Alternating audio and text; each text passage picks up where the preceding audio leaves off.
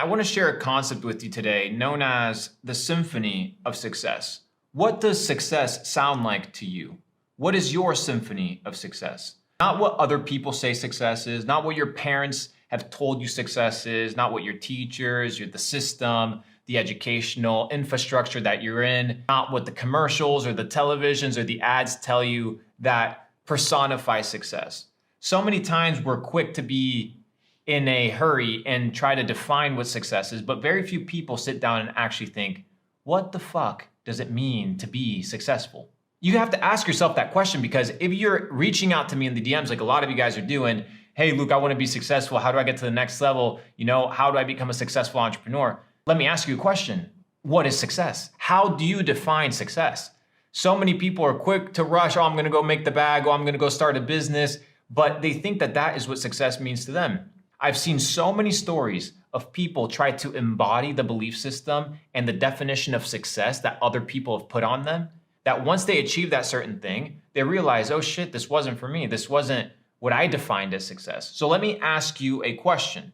What do you define as your symphony of success? When you listen to the word success, when you hear the word, I want to be a successful individual, what does that look like for you? Because it looks differently for every person, right? There's way too many variables for you to box somebody up and define somebody based off of one definition of success. But the system, the infrastructure that you live in, it wants to box you up and put you in like a little sheep, a little piece of cattle, make you not think, not utilize your brain power, and not question what other people have told you that success is.